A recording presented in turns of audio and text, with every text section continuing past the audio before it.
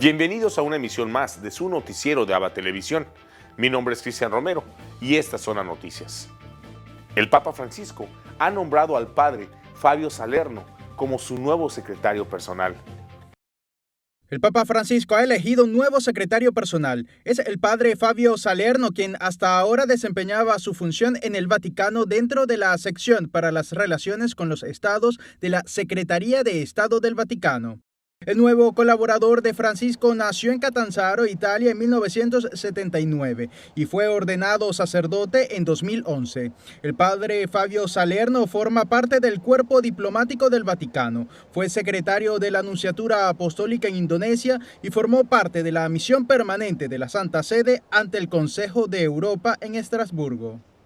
Sustituirá al sacerdote egipcio Ioannis Latzit-Gait, quien ha sido uno de los secretarios personales de Francisco desde abril de 2014. Seguirá cerca del Papa como miembro del Alto Comité para la Fraternidad Humana. El padre Salerno trabajará con el sacerdote uruguayo Gonzalo Emilius, a quien el Papa nombró como su secretario personal en enero de 2020. El portavoz del Vaticano, Matteo Bruni, explicó que estos nombramientos responden a una rotación normal de cargos, de acuerdo con el deseo de Francisco de que los cargos en el Vaticano tengan carácter temporal. Les presentamos las fotografías del maestro Ara Güler, que van desde Picasso hasta el Papa Pablo VI. Disfrutemos este recorrido histórico. Este era el aspecto decadente de los barrios populares de Estambul, la ciudad que siglos antes tomó el relevo de Roma como capital más poderosa. Corrían los años 50 y 60 y el ojo que lo retrató fue el del artista Ara Güler durante su etapa de corresponsal para Oriente Medio. Güler conocía los entresijos de la ciudad en la que nació y vivió. Su objetivo captó los rostros de la gente humilde, desde obreros a pescadores. Tenía una sensibilidad especial para hacer arte de lo cotidiano.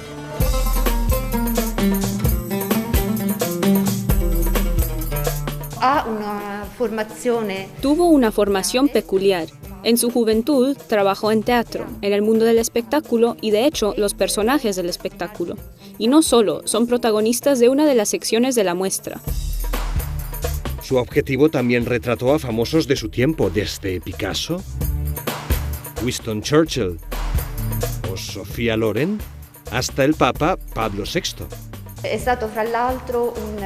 Fue el primer fotógrafo turco en ser aceptado en la Asociación Mundial de Fotografía. Ara Güler fue nominado por el British Journal, uno de los 7 mejores fotógrafos del mundo, y esta muestra recoge 80 instantáneas seleccionadas de su archivo de más de 2 millones de fotos.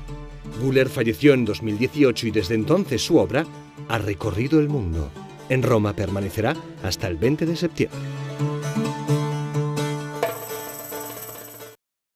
La iglesia en la India sigue desafiando el COVID-19 y sale a las calles a ayudar a los pobres. A inicios de julio, el número de contagiados de coronavirus en la India superaba los 740.000. Los más pobres fueron los más afectados y la situación se convirtió en una fuente de continuas tensiones. Por esto, la organización Catholic Near East Welfare Association ha dado una mano a las diócesis de la India, ofreciéndose a llevar ayuda humanitaria y pastoral. Admiro al obispo Barnabas, el obispo católico Siromalankar de Delhi. Distribuyó personalmente paquetes de comida en las calles y barrios bajos. Es un misionero de verdad, no solo durante la pandemia. Conoce las almas de los pobres y la misión de la Iglesia.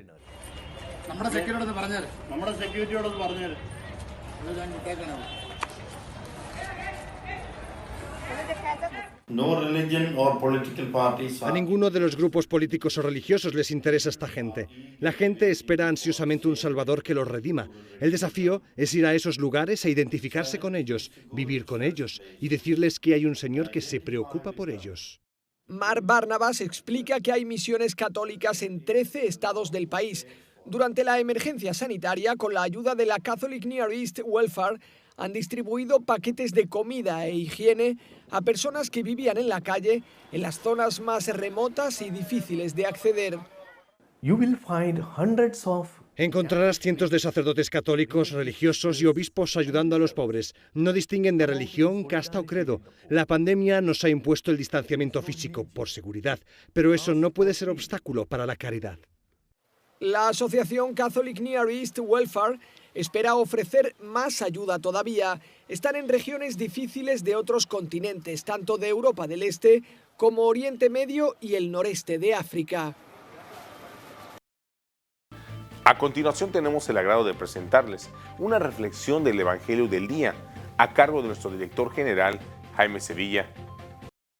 En el Evangelio de hoy, tomado del capítulo 14 de San Mateo, tenemos la secuencia después de la multiplicación de los panes. Jesús mandó a sus discípulos en la barca y se embarcaron hacia Genezaret.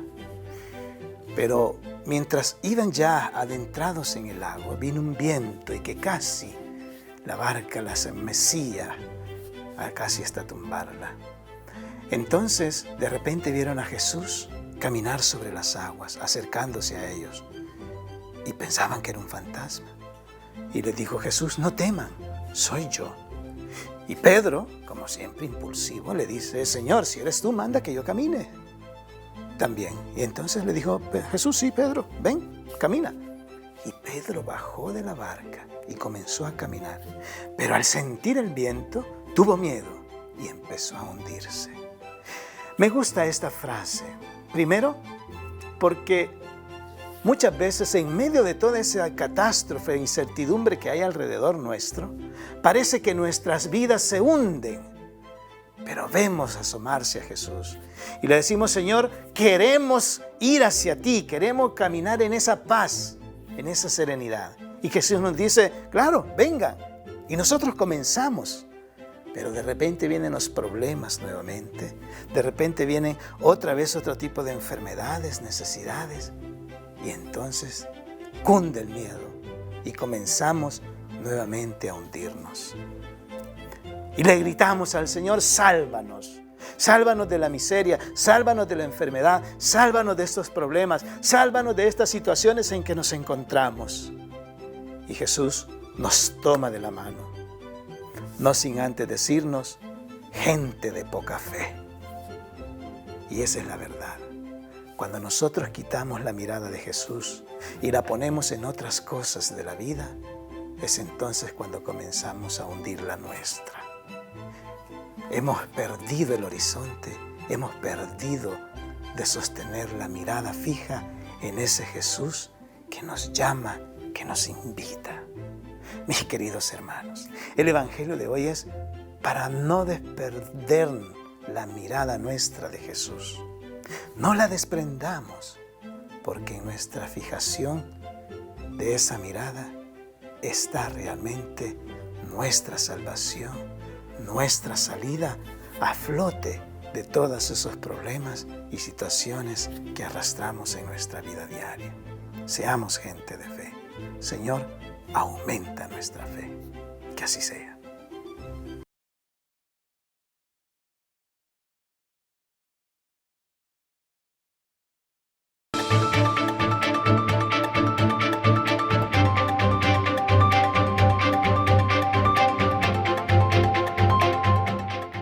Estas son las principales noticias en Estados Unidos, gracias a la cortesía de La Voz de América. Estados Unidos se encuentra en una nueva fase de la pandemia de COVID-19 con infecciones extraordinariamente generalizadas. Los casos continúan en aumento y los funcionarios de salud pública trabajan con los gobernadores para adaptar las respuestas según las necesidades de cada estado. La doctora Deborah Birx, quien es miembro del equipo gubernamental de respuesta a la pandemia, dijo que el virus está extraordinariamente extendido en todo el país y que aquellas personas que vivan en hogares conocidos como multigeneracionales deben usar máscaras dentro de la vivienda para proteger a las personas mayores o con condiciones subyacentes. El mundo superó los 18 millones de casos de coronavirus según la Universidad Johns Hopkins y Estados Unidos registra más de 4.660.000 casos de contagio y más de 154.000 fallecidos. En otros temas, el Partido Republicano afirmó que el acto donde van a nominar al presidente Donald Trump como su candidato para las elecciones de noviembre en el marco de la celebración de la Convención Nacional Republicana se va a a celebrar en privado y sin periodistas en la sala. Los delegados tienen previsto viajar a Charlotte, Carolina del Norte, para una votación formal, pero con las limitaciones y restricciones propias de la crisis sanitaria. Y finalmente, la ahora tormenta tropical Isaías se alejó de Florida y los pronósticos señalan que avanzará a lo largo de la costa este de Estados Unidos para llegar a Washington, Filadelfia y Nueva York antes de trasladarse a Nueva Inglaterra. Aunque parecía que el impacto de Isaías en Florida no sería severo, ciertamente causó alerta en los equipos de respuesta de emergencias. Desde Washington, con la agenda informativa del día, soy Natalí Salas Guaitero de La Voz de América. Ahora les compartimos la editorial de la Universidad Jesuita de Centroamérica en El Salvador, titulada Solidaridad para afectados por la pandemia. El Salvador sufre con impotencia el avance de la pandemia ante la incapacidad manifiesta del gobierno y su negativa a buscar acuerdos para enfrentarla. No podemos quedarnos callados ante el sufrimiento de tantas familias por sus parientes contagiados o fallecidos, ni ante la abnegación del personal de salud que lucha contra la enfermedad pese a no contar con todos los recursos de infraestructura y protección necesarios. Queremos expresar nuestra solidaridad con los trabajadores que no pueden ganarse la vida, con aquellos que lo hacen a costa de su salud, con los que han pasado a engrosar las filas del desempleo. Igualmente, nos solidarizamos con todas las familias que lloran a sus seres queridos, a los trabajadores de salud que han ofrendado sus vidas y con todos los que siguen luchando en las condiciones más adversas. Esta crítica situación se agrava por la ausencia de un rumbo claro para enfrentar la emergencia. No querer implementar las medidas que, según los expertos, deben acompañar a una cuarentena es tan irracional como reabrir la economía sin un plan que brinde seguridad y tranquilidad a la población. No hay ningún plan para atender los efectos psicoemocionales en la población cuando la sensación de inseguridad, desesperación, angustia y abandono son cada vez más frecuentes. En escenarios difíciles, ver una luz al final del túnel contribuye a la disposición interior para seguir adelante. Pero la irresponsabilidad en el manejo de la crisis, la confrontación entre los tomadores de decisión y su oportunismo nos sumen en una oscuridad más profunda.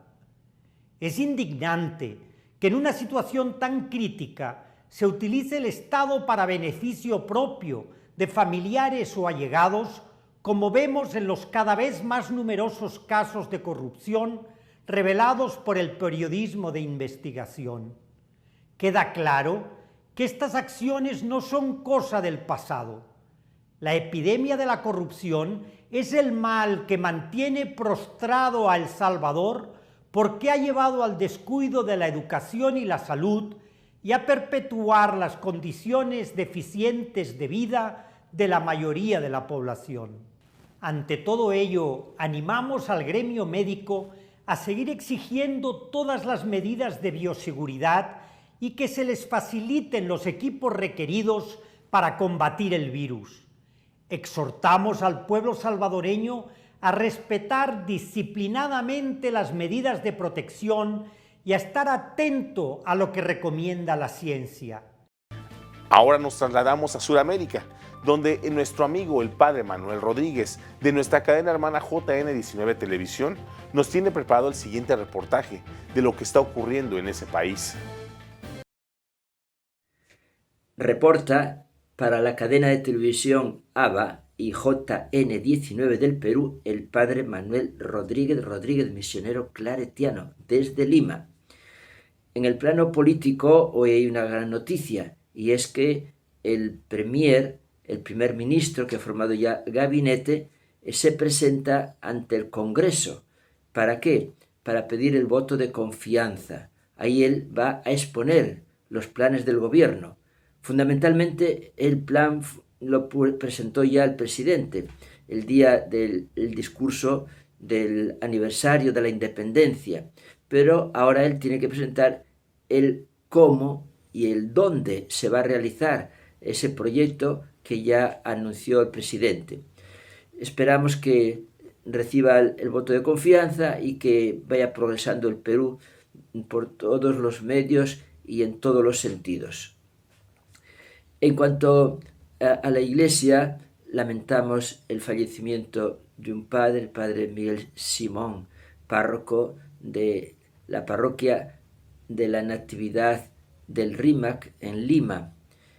Justo un poco antes de fallecer él, falleció su mamá, y hace una semana también falleció su papá. En fin, algo muy doloroso, lo lamentamos de verdad, oramos por ellos, por toda esa familia que ha partido casi a la vez hacia la casa de Dios Padre.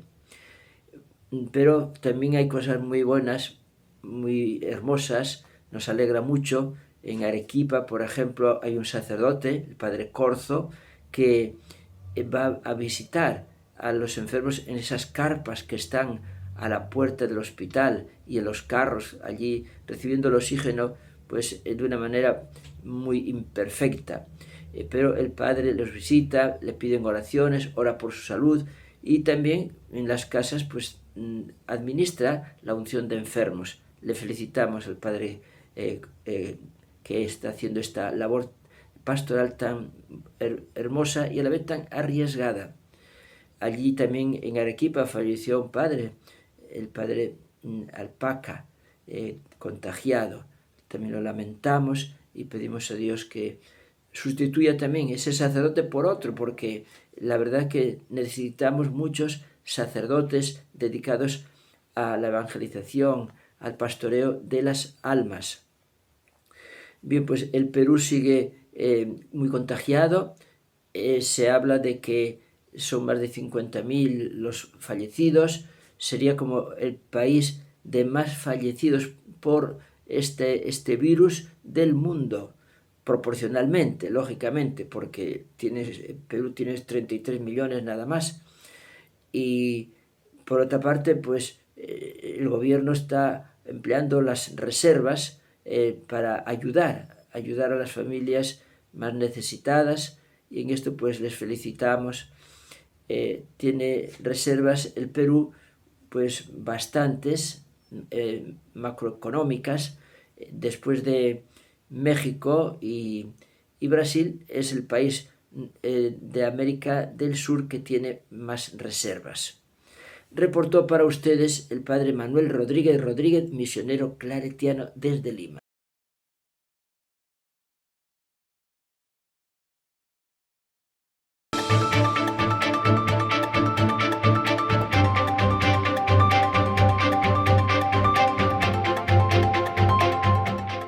¿Cómo afectarán las elecciones de Estados Unidos a Latinoamérica? Anthony Belchi nos amplía. América Latina puede tener un papel destacado en estas elecciones presidenciales porque sea cual sea el ocupante de la Casa Blanca, las medidas que se adopten en política exterior tendrán un gran impacto en toda la región. Los expertos consultados por La Voz de América coinciden al afirmar que en esta campaña se van a tratar principalmente dos temas. Por un lado, la gestión del coronavirus que aún está acechando Estados Unidos y gran parte del mundo, y por otro, la crisis económica que va a venir después, y eso podría afectar muy directamente a la región latinoamericana. De hecho, un informe del Banco Mundial señalaba que América Latina podría sufrir un impacto negativo de más del 4,6%. Pero muchos se preguntan si el tema de América Latina va a tener un espacio en esta campaña electoral. Quizás cuando se hable de economía, los candidatos podrán sacar a colación las políticas migratorias más o menos duras hacia esta región, pero todo está por ver. Soy Anthony Belchi, desde Miami, para La Voz de América. Jinete venezolano domina el hipismo en Estados Unidos.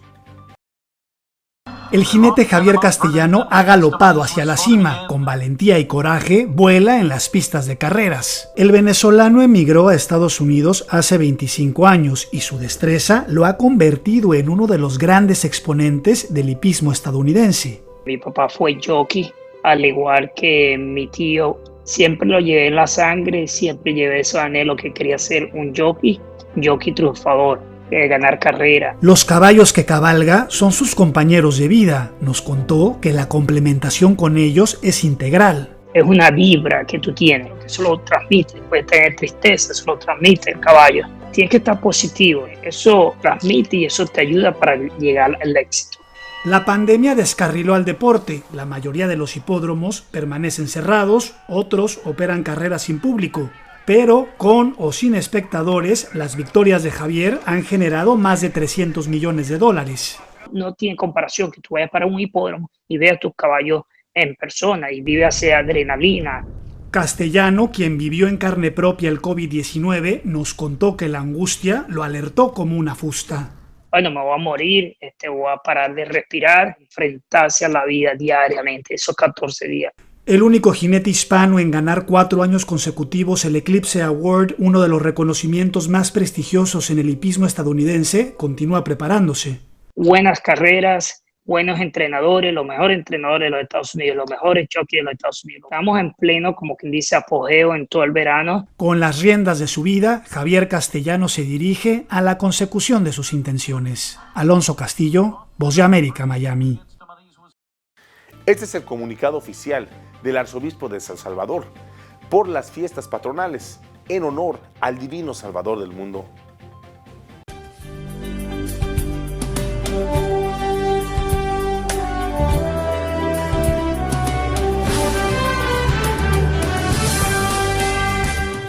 Comunicado de la Arquidiócesis de San Salvador.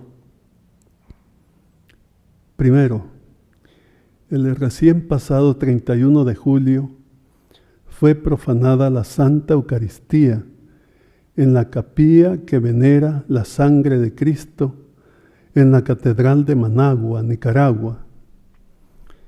Condenamos tan abominable hecho y oramos por la Iglesia en Nicaragua y por todo el pueblo nicaragüense para que pueda vivir en el respeto a sus derechos y con verdadera paz social.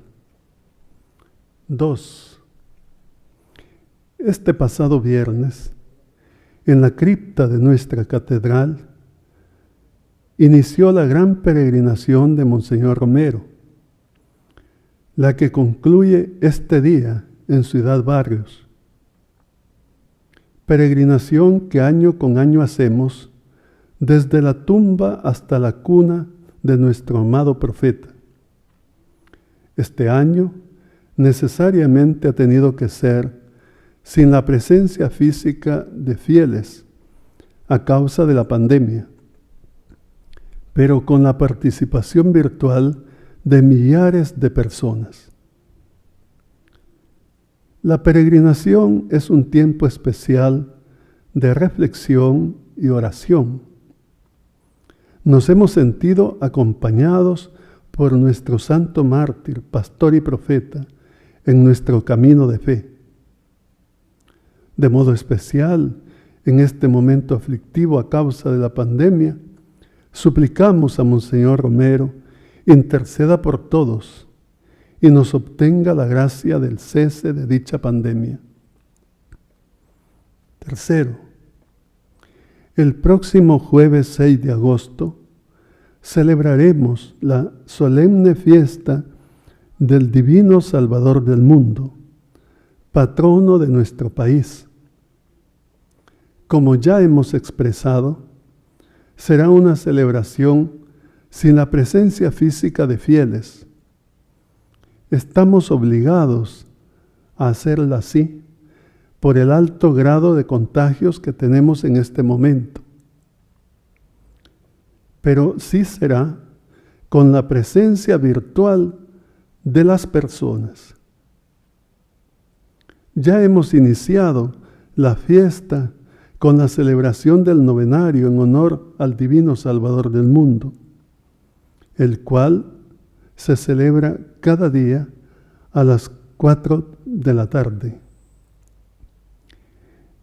El día 5 de agosto, a partir de las 3 de la tarde, volveremos a vivir la solemne procesión del Divino Salvador del mundo y la tradicional bajada del año pasado, pues será retransmitida por radio y televisión. Y el día jueves 6, a las 8 de la mañana, celebraremos la solemne Eucaristía en honor al Divino Salvador del mundo. Si bien será sin la presencia física de fieles, pero ya desde ahora estamos todos invitados a participar en ella a través de la televisión, la radio y las redes sociales. Unámonos todos en oración ferviente, suplicando al Divino Salvador del mundo el cese de la pandemia y su bendición para nuestro país. Cuarto,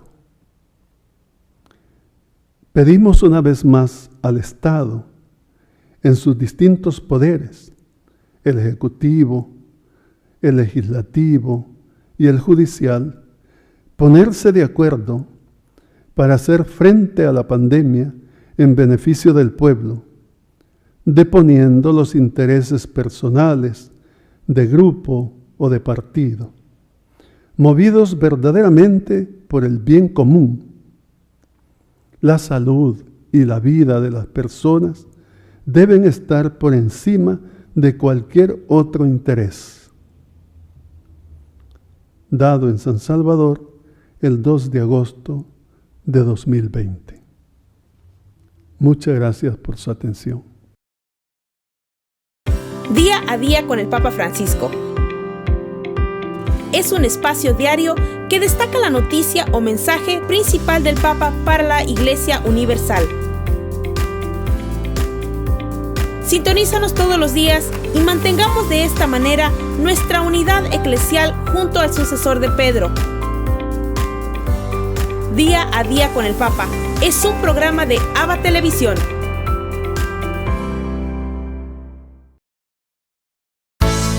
Hoy sé que a tu lado hasta el final yo llegaré. Lo sé, lo sé. Por ti nacen versos nuevos cada amanecer. Mi inspiración, mi voz, eres tú la fuerza que me hace creer. Mi fe, quisiera llegar hasta tu lado, sentir que me llevas de la mano, quisiera perderme en tu mirada y volar, sentir que tu amor detiene el tiempo y soñar en llegar a ti, llegar a ti. Palomas en el cielo.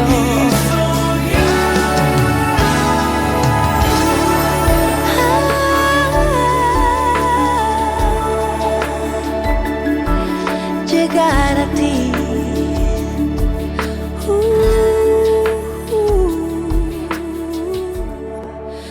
Llegar a ti.